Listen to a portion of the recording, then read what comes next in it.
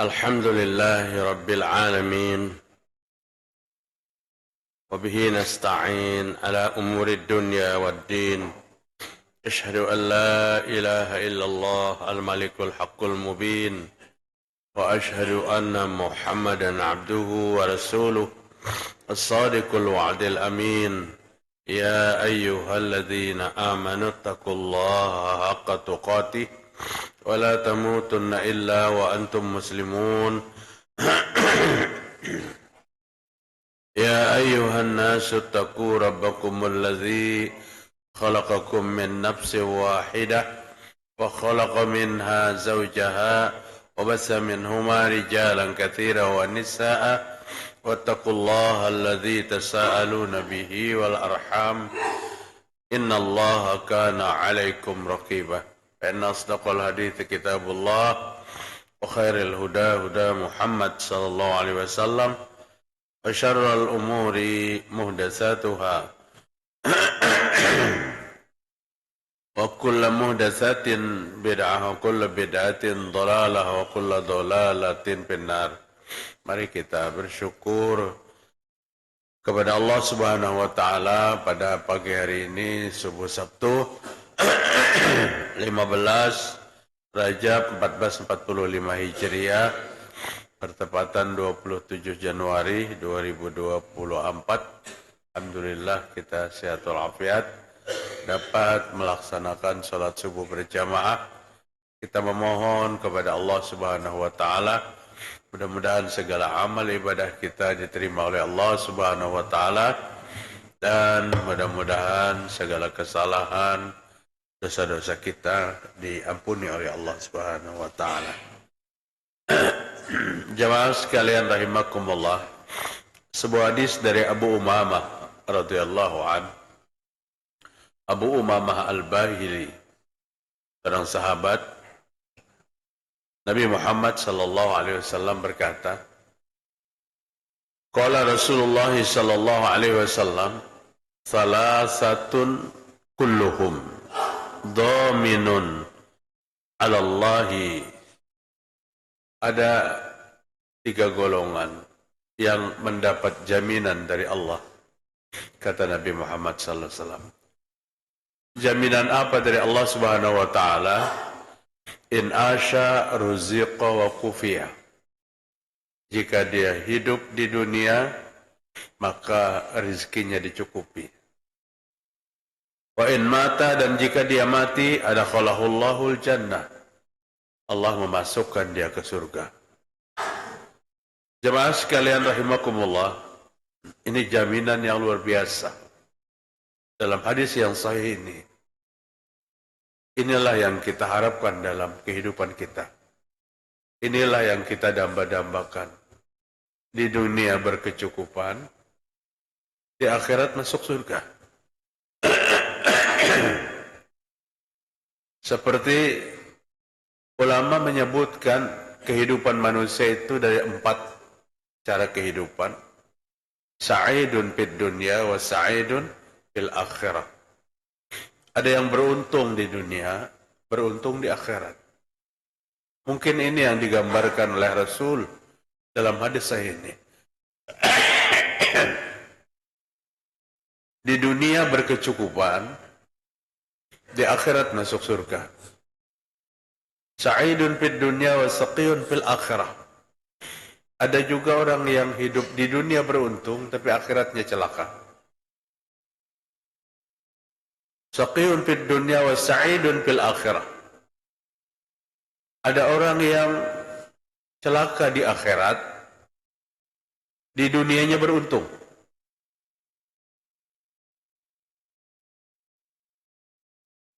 Boleh ulun teruskan? Ada orang yang celaka di akhirat, tapi di dunia beruntung. Kemudian saqiyun fid dunya wa saqiyun fil akhirah. Ada yang celaka dunia, celaka akhirat.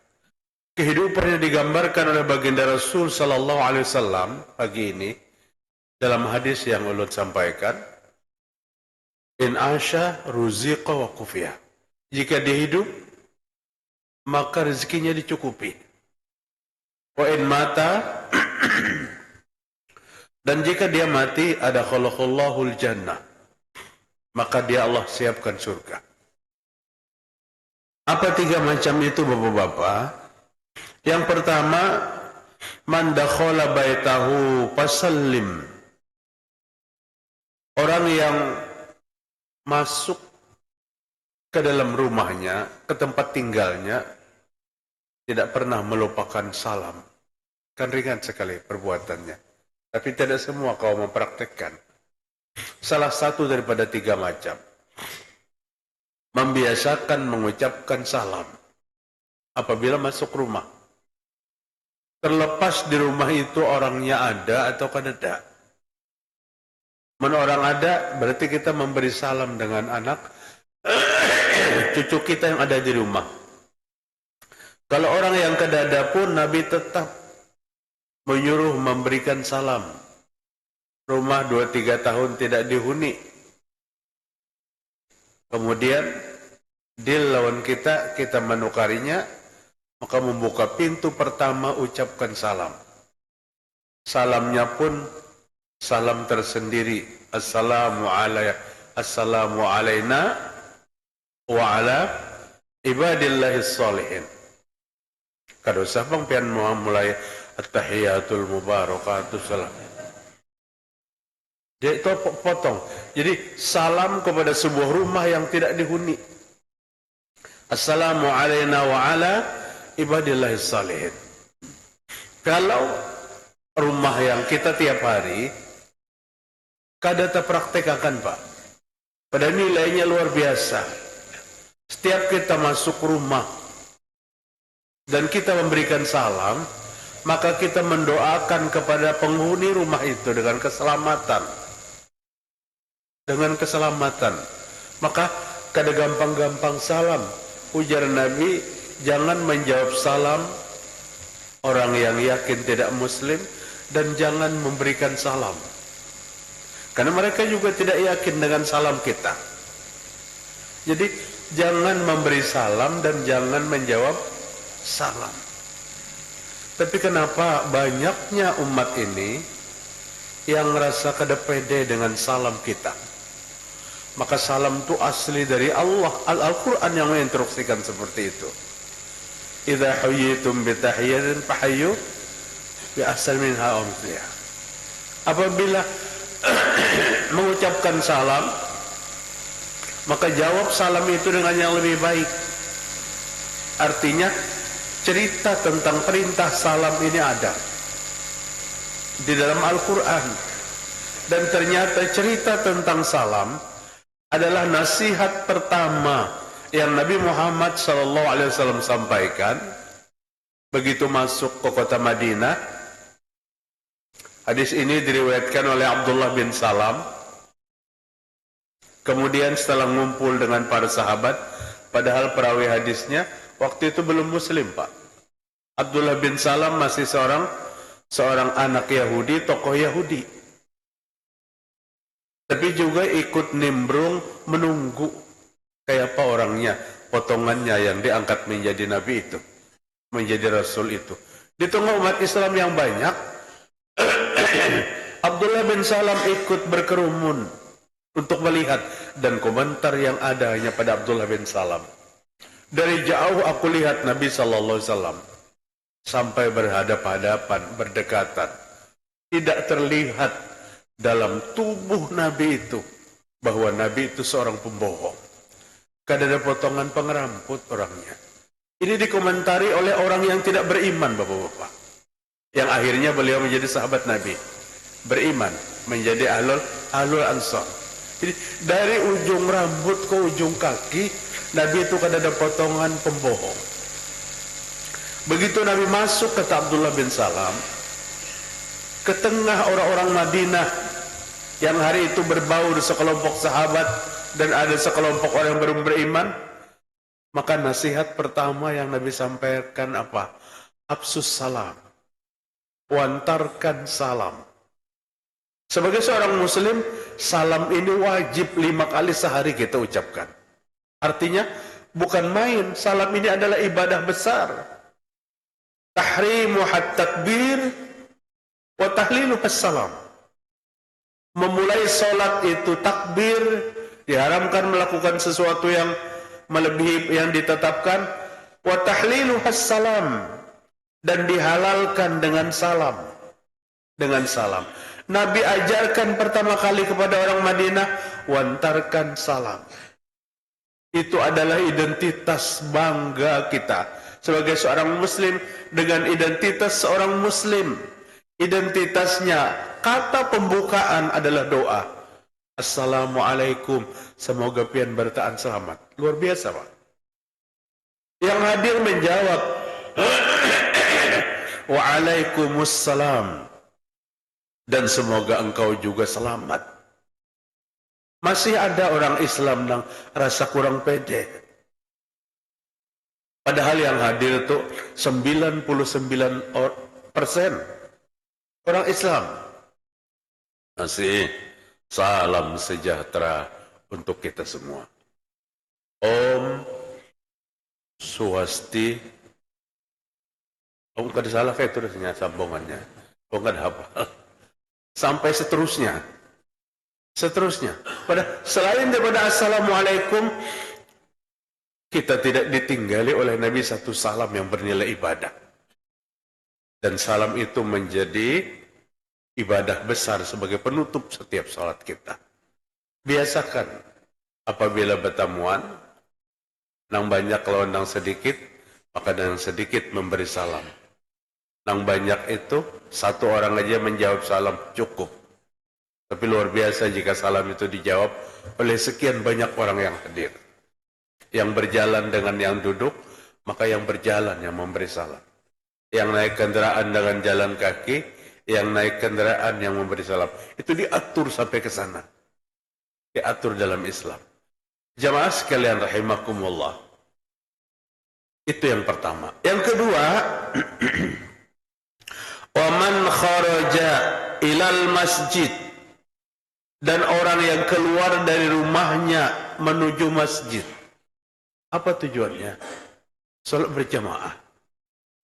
Idza marartum idza ra'aytumur rajul malazimal masjid fashidu lahu bil iman.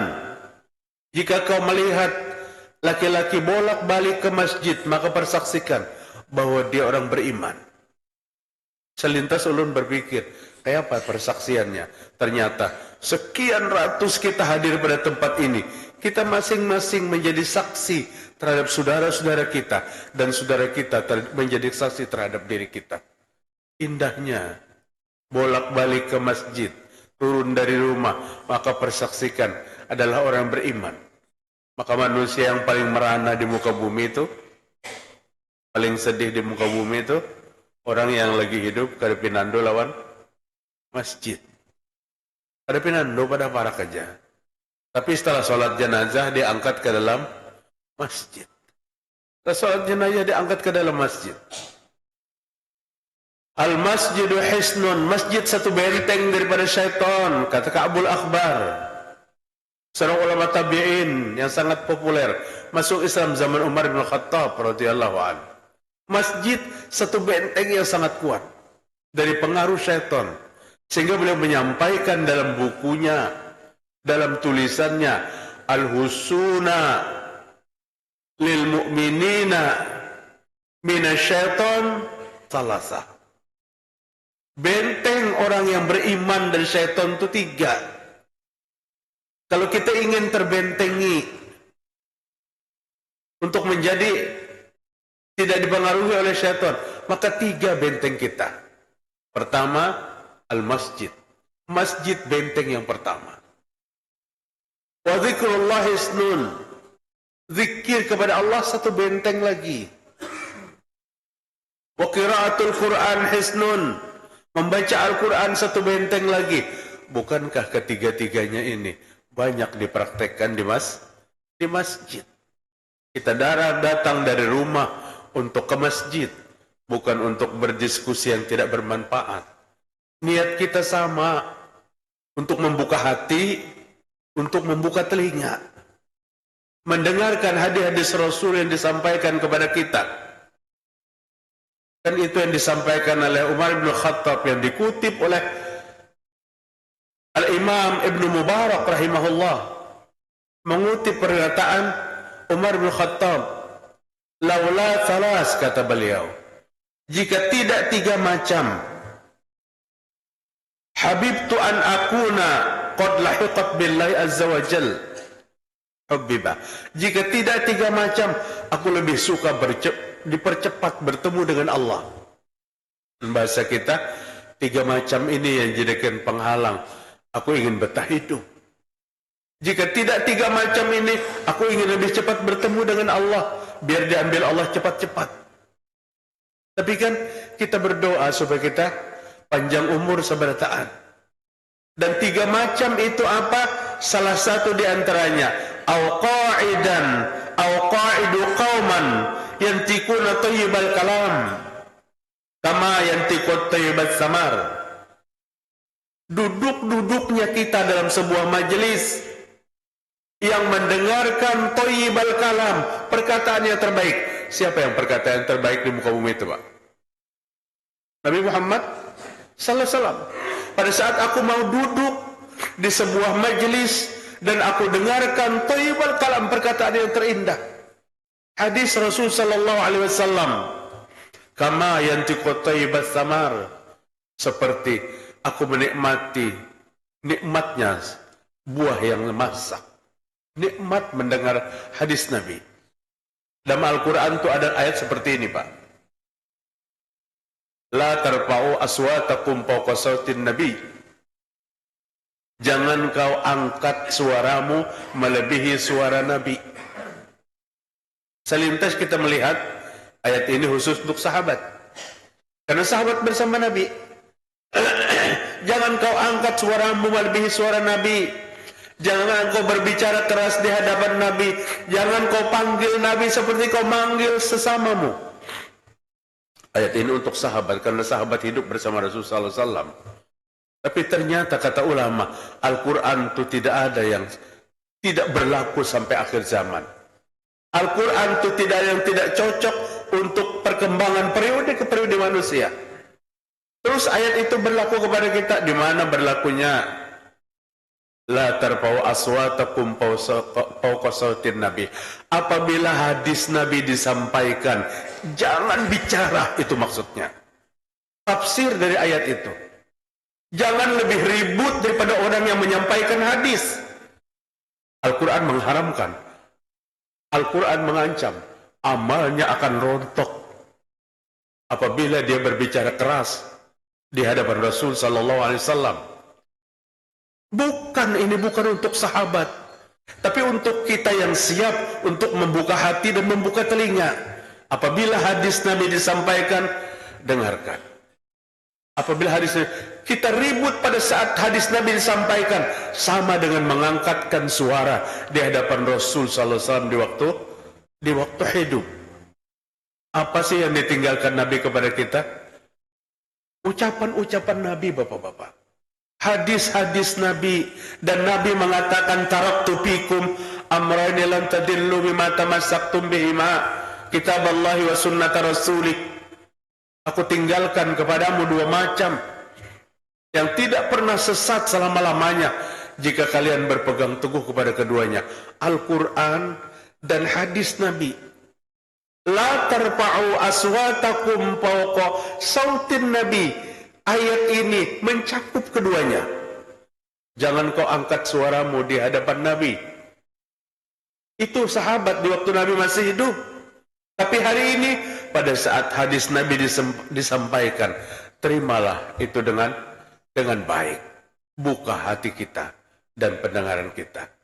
Jemaah rahimakumullah. Orang yang turun dari rumah kemudian menuju masjid, apa yang Allah sampaikan, Rasul sampaikan dalam sebuah hadis Muslim, "Wa man salaka tariqan yaltamisu bihi ilman sahalallahu lahu tariqan ilal jannah." Itu hanya tujuannya untuk menuntut ilmu. Beda lagi pada saat kita turun dari rumah untuk melaksanakan sholat berjamaah, kemudian setelah itu ada waktu untuk apa? Untuk kita menimba ilmu-ilmu yang datang dari Allah dan Rasul.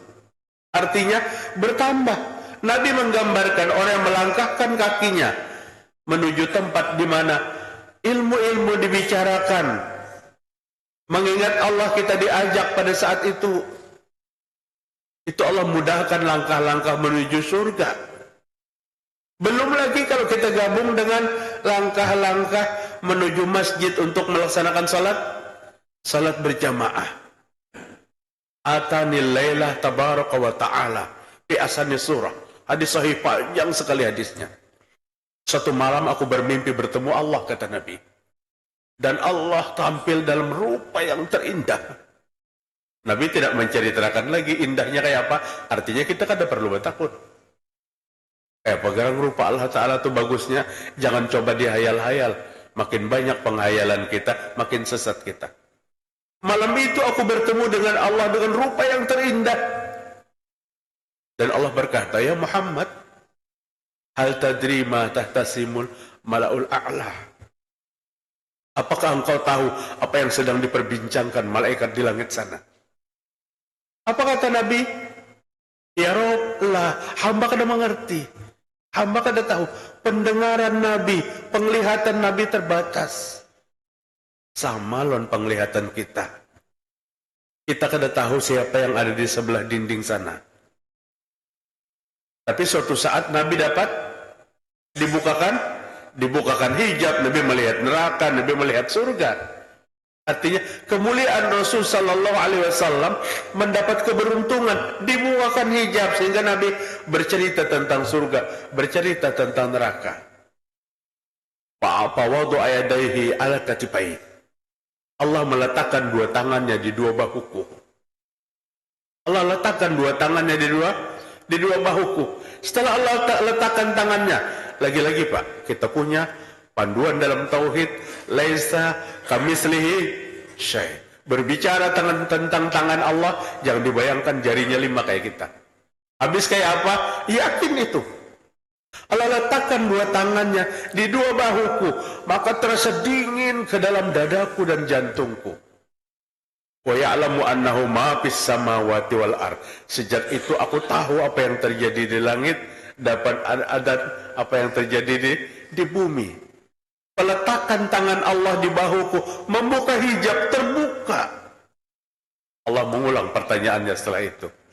Apakah engkau wahai Muhammad tahu apa yang terjadi di langit yang sedang diperbincangkan oleh malaikat? Nabi menjawab, "Na'am ya Rabb, hamba tahu. Hamba sudah tahu apa yang diperbincangkan oleh malaikat di langit sana, fil kafarat wad darajat, tentang pengampunan yang besar bagi umat Nabi Muhammad SAW, dan Allah mengangkat derajatnya. Dosanya diampuni, derajatnya diangkat. Mal kafarat, apa pengampunan itu? Maka Nabi masih menjelaskan, al-muqsu fil masjid ba'da shalah, bertahan di masjid setelah selesai melaksanakan sholat. Ini yang kita lakukan hari ini. Artinya kita yakin hari ini dosa-dosa kita berguguran, diampuni oleh Allah Subhanahu wa taala. Yang membuat malaikat di sana heboh. Orang yang tidak tinggalkan masjid pada saat selesai sholat, waktunya berapa? Ukurannya ukuran zikir. Kalau kajiannya tambahan, ukurannya ukuran zikir. Berapa tadi lawasnya kita berzikir? Sejam, 2 jam? Tidak, 10 menit. 10 menit. Kadang-kadang zikir itu kita ambil nang intinya aja. Assalamualaikum warahmatullahi wabarakatuh. Assalamualaikum warahmatullahi wabarakatuh. Astagfirullah, astagfirullah, astagfirullah. Allahumma antas salam wa minkas salam, tabarakta ya zal jalali wal ikram.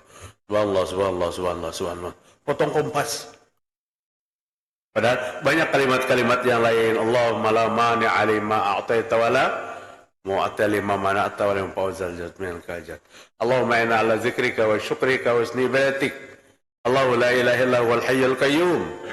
La ta'khudhuhu sinatun, dan seterusnya. Kemudian subhanallah 33, alhamdulillah 33, Allahu akbar 33. Jumlahnya 99 kata Nabi. Tutuplah 1 kali melengkapi 100. Apa penutupnya? La ilaha illallah wahdahu la syarikalah, lahul mulku wa lahul hamdu wa ala kulli syai'in qadir. Para ulama menyebutkan ini zikir, tapi pahala dan ganjarannya lebih besar daripada membaca Al-Quran. Padahal secara umum, bacaan yang paling tinggi nilainya itu apa? Al-Quran. Tapi kenapa zikir ini lebih besar? Karena zikirnya diajarkan Nabi. Waktunya juga ditunjuk oleh Nabi. Satu ibadah yang Nabi ajarkan dan waktunya ditetapkan, maka itu lebih besar pahalanya. Kalian punya duit 20 juta. Hari Idul Fitri, hari Idul Adha, 10 Zulhijjah. Dan belikan seekor sapi, disembelih. Punya duit 10 juta, 20 juta, diberikan kepada orang lain. Maka dalam hukum besarnya pahala, lebih besar menyembelih hewan kurban. Kenapa? Karena harinya ditetapkan dan barangnya ditetapkan, ibadahnya ditetapkan. 4 hari setelah itu, biar 100 ekor sapi, biar mau berkorban, kadang kau masuk lagi. Karena ibadah kurban hanya ditetapkan 10, 11, 12, dan 13. Artinya penetapan waktu dalam satu ibadah oleh Nabi Muhammad SAW. Jangan diganti-ganti. Kadang-kadang kita sering juga melihat orang yang begitu salam, langsung mengambil Al-Quran. Selesaikan zikir itu dulu. Bertahan di masjid. Pada saat selesai sholat, maka malaikat heboh dengan besarnya pengampunan. Yang kedua, wa kasratul khata 'alal masjid, membanyakkan langkah menuju masjid. Tema yang kita ambil pada kajian hari ini. Man kharaja fi baitihi ilal masjid. Orang yang keluar dari rumahnya menuju masjid. Makin banyak langkah, makin besar pahala. Artinya apa? Artinya, nang rumah lebih jauh, lebih besar pahalanya daripada rumah lebih dekat.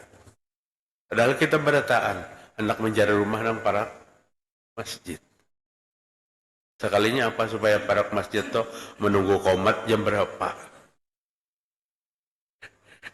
Rumah yang jauh itu lebih besar. Banyaknya langkah menuju masjid.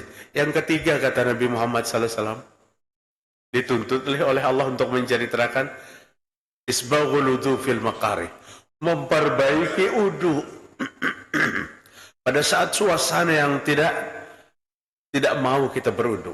Apabila nang kada mau berwudu itu musim dingin, Pak. Dinginnya, memang kita kada ada musim dingin 3 bulan nang kayak di Saudi itu kada ada. Tapi musim dinginnya apabila berwudu tengah malam. Nah, menggelatak. Tapi ini kan solusinya ada.